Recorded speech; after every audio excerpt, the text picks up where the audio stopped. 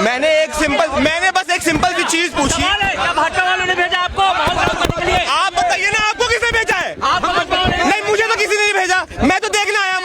मेरे पास खबर आई, मेरे पास जो सिंपल सी खबर आई है कि यहाँ पे प्रोटेस्ट हो रहा है, मैं बस देखने आया।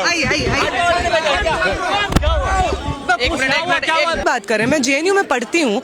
हमारे जो यूनियन के जेएनयूएसयू के पूर्व प्रेसिडेंट थे, नीतीश नाम है उनका, उनको लोग बीच पब्लिक में एबीवीपी के 4-5 बहुत सारे लोग घेर करके कहते हैं ये तो ओबीसी आरक्षण से आया, इसका कोई मेरिट नहीं है, ये बोला जाता है। जेएनयूएसयू के प्रेसिडेंट को ये बात बोली जाती है। जब भी बात आती है जाति की तो हिंदुओं को अपनी एकता याद आ जाती है। अंबेडकर भी यही कहते थे कि हिंदू सिर्फ एक चीज पे एक होते हैं, और वो आता है जब मुसलमानों के खिलाफ बात करनी होती है, तब हिंदू एक होते हैं। हिंदू एक कभी नहीं रहे हैं। गधों को घोड़ा बनाओगे क्या?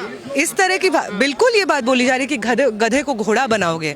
अगर आप समाज के एक सेक्शन को गधा समझते हैं तो ये इस बात का प्रूफ है कि जो प्रोटेस्ट आप कर रहे हो, वो जिस चीज के खिलाफ प्रोटेस्ट कर रहे हो, वो उस चीज का हायर एजुकेशन के इंस्टीट्यूशंस में होना कितना जरूरी है। जब आप ये कहते हैं कि मेरी सीट खाली है, उस दलित ने, उस आदिवासी ने, उस पिछड़े ने, उस महिला ने, जब आप ये भाषा का इस्तेमाल करते हैं तो आप इस चीज का प्रूफ देते हैं कि आपको लगता है कि आपका अधिकार है सब सीटों पे और बाकी लोग तो ऐसे ही आ गए हैं।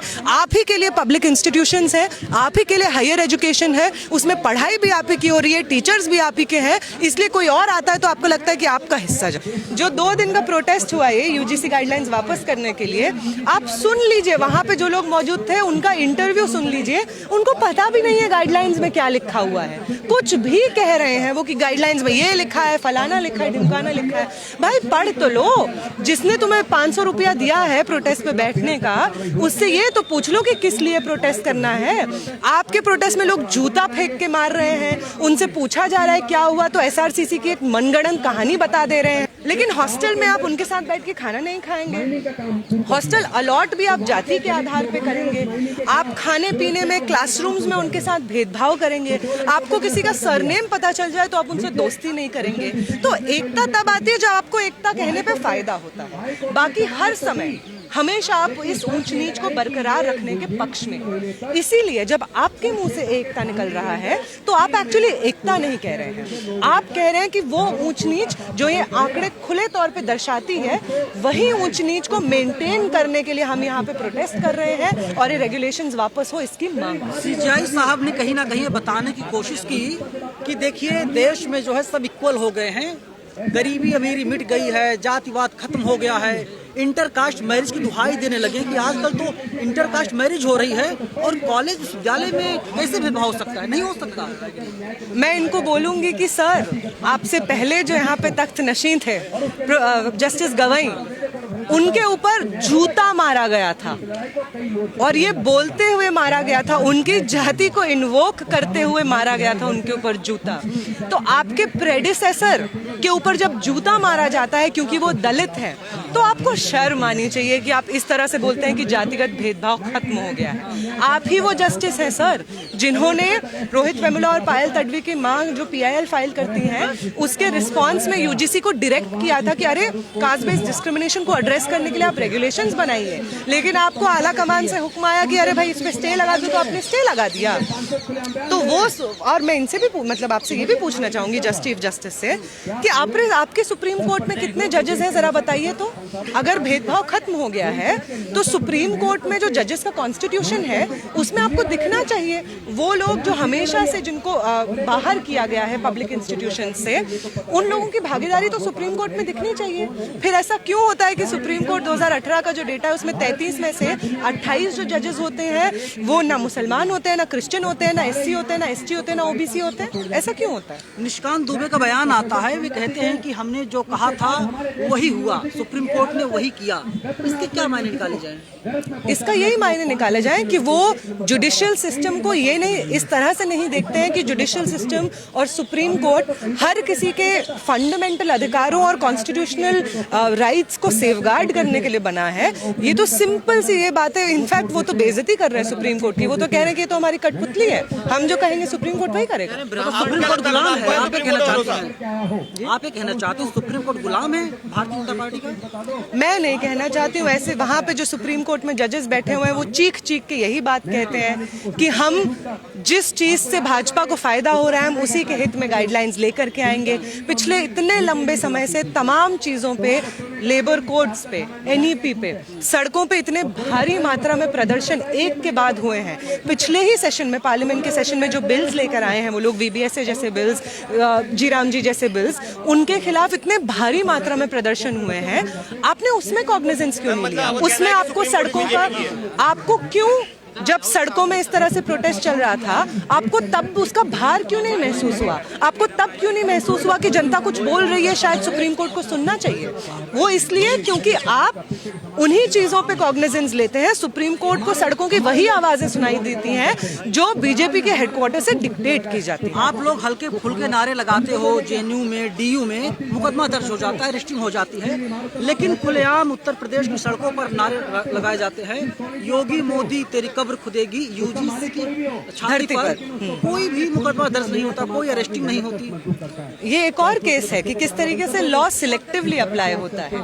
जेएनयू में अगर ये चीज लगाई जाएगी, नारे लगाए जाएंगे, जो कि एक हिस्टोरिक नारा है। जब आप किसी के नाम के बाद मुर्दाबाद कहते हैं ना, भाजपा के वो लोग जो पार्लियामेंट में बैठ करके, बाहर जाकर के राहुल गांधी मुर्दाबाद, कांग्रेस मुर्दाबाद, लेफ्ट मुर्दाबाद, जेएनयू मुर्दाबाद, ये सब नारे लगाते हैं। मुर्दाबाद का भी यही मतलब होता है जो कब्र खुदेगी की होता है। तो आप लोग जब आपका मन करता है, मीडिया के गैंग के, आपका जो गोदी मीडिया है उसके मदद से, आप जब आपको मन करता है आप जेएनयू को इस पूरे देश का दोषी बना देते हैं। जब आपको मन करता है तो वही सेम नारे जब यूपी के नारों में सड़कों पे लगते हैं, वही नारों के समर्थन में आप सुप्रीम कोर्ट से स्टे लगा देते हैं। कौन सा नारा है? आप लोग कहते हैं जो अंबेडकर, फूले अंबेडकर का कुछ नारा है, टीवी में लगातार उसे चलाया जा रहा है और उत्तर प्रदेश वाले नारे का कहीं कोई जिक्र नहीं है।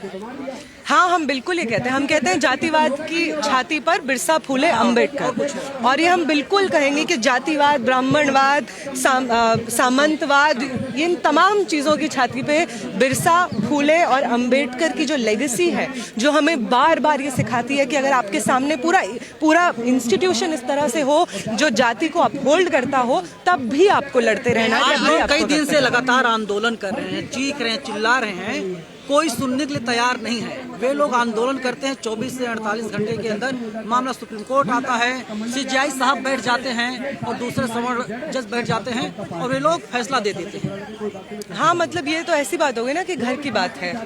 हम, अच्छा तुम कुछ कर रहे हो, हाँ ठीक है हम कर देते हैं। हम पिछले 6 सालों से प्रोटेस्ट कर रहे हैं कि पॉलिटिकल प्रिजनर्स जो इक्वल सिटीजनशिप डिमांड कर रहे थे उनको रिलीज किया जाए, उस पर कोई कॉग्निजेंस नहीं लिया। हम 2020 से प्रोटेस्ट कर रहे हैं कि national education policy, new education policy जो आई है वो स्टूडेंट्स के लिए बहुत घातक साबित हो रही है, उसको वापस किया जाए। हम इतने लंबे समय से, पिछले 1-2 महीने से प्रोटेस्ट कर रहे हैं कि जो जी राम जी बिल आया है मनरेगा को हटा करके वो वापस हो।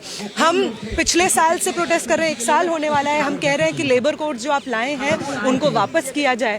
ये आवाजें आपको क्यों नहीं सुनाई देती हैं? आप लोग टुकड़ा गैंग का मेंबर बताया जा रहा है, जो पढ़ने वाले छात्र हैं वे लोग JNU, Jamia, DU, AU, MU में हैं। आप लोग सड़कों पर आकर के बेवजह गला फाड़ रहे हो। फंडिंग उन्नी कोई चक्कर है क्या? क्योंकि ऐसी चर्चाएं चल रही है। अगर हमारी फंडिंग होती तो फंडिंग आज के समय में कोई नहीं करता है, सिर्फ आरएसएस ही करता है, और उनकी जो फंडिंग करता है उनके रिस्पॉन्स में लोग सड़क पे उतरे हुए थे। जो 2 दिन का प्रोटेस्ट हुआ है यूजीसी गाइडलाइंस वापस करने के लिए, आप सुन लीजिए, वहां पे जो लोग मौजूद थे उनका इंटरव्यू सुन लीजिए। उनको पता भी नहीं है गाइडलाइंस में क्या लिखा हुआ है। कुछ भी कह रहे हैं वो कि गाइडलाइंस में ये लिखा है, फलाना लिखा है, ढिमकाना लिखा है। भाई पढ़ तो लो। जिसने तुम्हें 500 रुपया दिया है प्रोटेस्ट पे बैठने का, उससे ये तो पूछ लो कि किस लिए प्रोटेस्ट करना है। आपके प्रोटेस्ट में लोग जूता फेंक के मार रहे हैं, उनसे पूछा जा रहा है क्या हुआ तो एसआरसीसी की एक मनगढ़ंत कहानी बता दे रहे हैं, जो कि फिर एसआरसीसी के तरफ से एक ऑफिशियल स्टेटमेंट जारी होता है कि ये तो झूठ बोला जा रहा है। तो आपका पूरा प्रोटेस्ट एक झूठ पे बना हुआ है। लल्लन टॉप का एक पत्रकार, ब्राह्मण पत्रकार खुलकर समर्थन करता है। हाँ जी, ऐसा हुआ है, बिल्कुल हुआ होगा। तो कोई किसी बिना फैक्ट चेक किए बहुत तूल दे रहा है, मैं कहना चाहता हूँ। बिल्कुल तमाम मीडिया के वो चैनल्स जिनका एक काम होता था कि समाज में सच को दिखाया जाए, सच बताया जाए, लोगों की बात पहुंचाई जाए सरकार तक, चुने हुए प्रतिनिधियों तक, वो इस वक्त उल्टा कर रहे हैं। वो सरकार के चुने हुए प्रतिनिधियों की बात जनता के बीच में विष की तरह घोल रहे हैं। लेकिन नेहा जी, अभी तक ये कहा जा रहा था कि हिंदू खतरे में है, अचानक से यूजीसी की गाइडलाइन आई, समझ खतरे में आ गए देश के।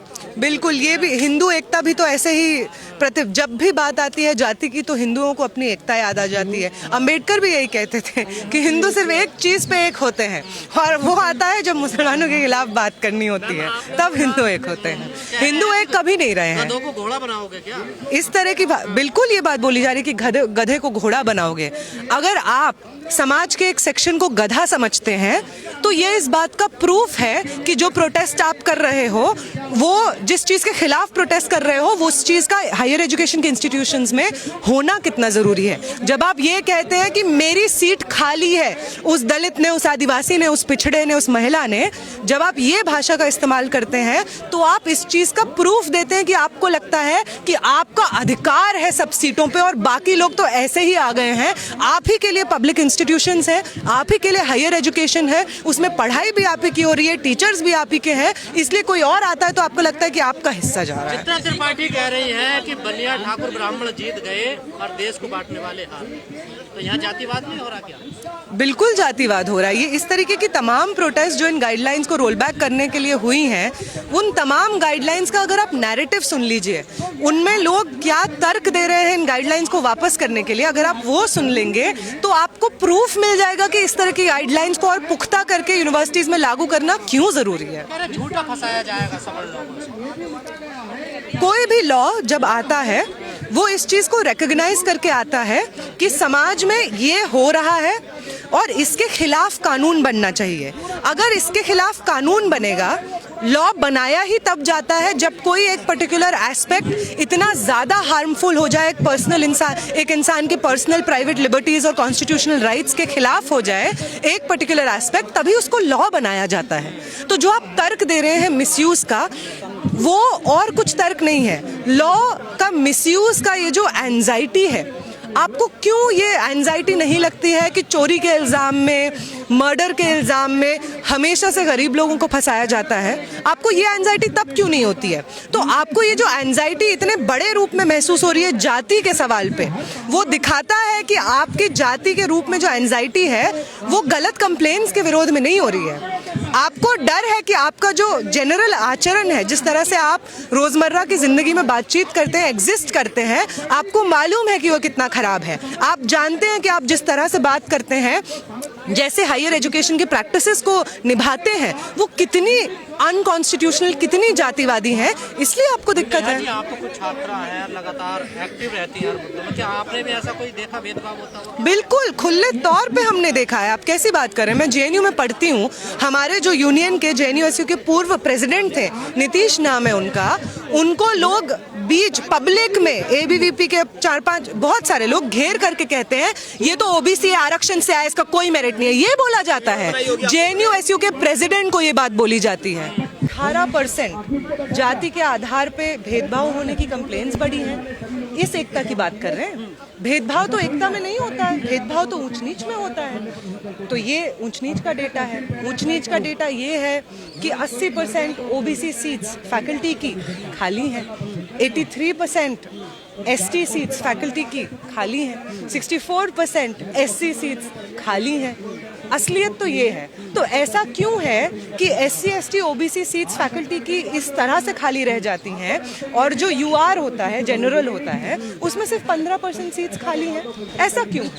अगर बराबरी होती तो इसका डेटा तो मैच करना चाहिए था। एक 80 और एक 15 तो नहीं होना चाहिए था। तो आंकड़ा बताता है कि एकता नहीं थी। आंकड़ा ये बताता है कि 18 से 23 के बीच में 20,000 एससी एसटी ओबीसी स्टूडेंट्स अपनी पढ़ाई, हायर एजुकेशन छोड़ने पे मजबूर हुए। क्यों मजबूर हुए वो छोड़ने पे? अगर एकता थी और सब अच्छा था तो वो लोग अपनी पढ़ाई छोड़ने पे मजबूर क्यों हुए? वो मजबूर इसलिए हुए क्योंकि गैर बराबरी थी। तो ये जो ढोंग एकदम से रचा जाता है कि हम एकता की बात करेंगे कि एकता है, ये तमाम चीजें हैं, जब इस चीज पे बात आएगी कि जिन लोगों के साथ ऐतिहासिक रूप से भेदभाव हुआ है उनके बढ़ोतरी के लिए, उनका शिक्षा पब्लिक इंस्टीट्यूशंस में भागीदारी बढ़ाने के लिए अफर्मेटिव एक्शन पॉलिसीज आए, एंटी डिस्क्रिमिनेशन पॉलिसीज आए, इसकी जब बात होती है तो एकता याद आ जाती है। बिल्कुल, लेकिन अंजनाओं का सच बिल्कुल दिखा देंगे, बिल्कुल कर देंगे। आओ देखो, क्या नाम है आपका? नाम बताओ दोस्त। मैं अपना नाम क्यों बताऊं आपको? क्यों नहीं बताओगे? प्रूफ मांग रहे हो? आजो आजो आजो आजो हाथ क्यों लगा रहा है? आजो आजो। डिस्टर्ब कर रहा हूँ मैं, ले रहा इंटरव्यू। एक मिनट, मैम ने एक चीज बोली कि क्या हुआ जेएनयू में ऐसी बात हुई, तो मैंने कहा कि मैं उसका प्रूफ दिखा दीजिए कि आपने वीडियो तो बनाई होगी, ऐसे कुछ कहा, तो उसका प्रूफ दिखा दीजिए। ये मेरे से कह रहा है कि डिस्टर्ब क्यों कर रहा है? क्या मैं पूछ नहीं सकता यहाँ पे आकर? प्रूफ नॉमिनेशन होता है यूनिवर्सिटीज में, और आप मुझे अभी आपने कहा कि मैं सबूत क्यों मांग सकता हूँ, है ना? एक बात बताइए, मैं सबूत क्यों नहीं मांग सकता? आप लोग यहाँ मीडिया खड़े होकर आप लोग वेबसाइट ले रहे हैं, मैं सबूत क्यों नहीं मांग सकता हूँ? मैं बस इतना बोलना चाहता हूँ, एक सिंपल सी चीज है। मैंने बस इतना बोला कि मुझे सबूत दिखा दो कि आपने अगर आपने वहाँ डिस्क्रिमिनेशन हुआ है, आपने वीडियो बनाई होगी। उन्होंने कहा मैंने वीडियो बनाई है, वो मुझे वीडियो दिखा रही है। ये मेरे पे चल रहा है कि तू डिस्टर्ब क्यों कर रहा है? अच्छा भाई तुझे तू और ये मेरे से पूछा मैंने कितने पैसे लिए, मतलब तू तो पैसे लेके आता होगा, इसलिए तुझे लग रहा है सब पैसे लेके आते हैं। आप विरोध में या समर्थन में आए? मुझे बात नहीं करनी है, मैं जब अपने क्वेश्चन पूछ रहा था, ये मेरी तरफ कैमरा करके मुझे डरा रहा है। ये आप किसके विरोध में आए हैं? मैं विरोध में किसी के नहीं आया हूँ, मैं किसी के विरोध में नहीं आया हूँ। मैं जस्ट, आप छात्र हैं कि नहीं? मैं छात्र ही हूँ, मैं भी जिम मास मीडिया का छात्र हूँ, ठीक है। मैंने बस एक सिंपल सी चीज पूछी। क्या भाजपा वालों ने भेजा आपको माहौल खराब करने के लिए? आप बताइए ना, आपको किसने भेजा है? नहीं, मुझे तो किसी ने नहीं भेजा, मैं तो देखने आया। मेरे पास खबर आई, मेरे पास जो सिंपल सी खबर आई है कि यहाँ पे प्रोटेस्ट हो रहा है, मैं बस देखने आया हूँ।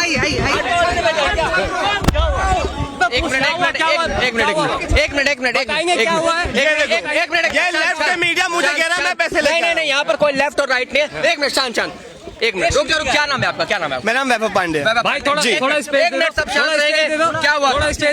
हुआ ये था कि यहाँ पे एक लड़की खड़े होके बता रही थी कि जेएनयू में ऐसा होता है। मैंने कहा कि अगर आपके प्रूफ, एक बार वीडियो दिखा दीजिए पीछे से। मैंने सोचा कि अगर सच में हुआ होगा तो प्रूफ मैं मांग लेता हूँ। तो मेरे से एक बंदा कहता है कि तुम डिस्टर्ब क्यों कर रहे हो, और ये मेरे को पकड़ के खींचता सामने कि तू सामने आके बोल, तू डिस्टर्ब क्यों कर रहा है? मैंने कहा कि भाई मैं डिस्टर्ब नहीं कर रहा, मैं तो पूछ रहा हूं। ये मेरे इसका मतलब एक चीज है, इसका मतलब बस एक चीज है कि ये लोग पैसे लेके आते हैं, इसे लेने लगता है कि यार जितने हैं सब पैसे लेके आए। ये लेफ्ट की मीडिया है, ये पैसे लेके आती है और आरोप मुझ पे लगा दे कि मुझे बीजेपी ने भेजा है। क्या बात हो गई? भेदभाव का आप आईडी दिखा सकते हैं? किस चीज की आईडी दिखाऊं मैं आईडी लेके घूम रहा हूँ? बात बताऊं, मैं प्रोटेस्ट देखने आया हूँ, मैं जस्ट प्रोटेस्ट में क्यों वो वीडियो नहीं बना सकता क्या? वो वीडियो नहीं देख सकते क्या? ये देखो, ये बंदा आईडी लेके आया है, बताओ सब एक नहीं, मैं लेके नहीं आया, मैं आईडी लेके आऊंगा यहाँ पे। मुझे पता था कि तुम लोग ऐसे कैमरा लगा के मेरे से पूछोगे। क्या लेफ्ट की क्या बात कर रहे हो? क्या लेफ्ट की बात मैं ये कर रहा हूँ? अरे मैं लेफ्ट की बात नहीं कर रहा हूँ, मैं यहाँ एक लड़की को सवाल जवाब कर रही थी, उसने बोला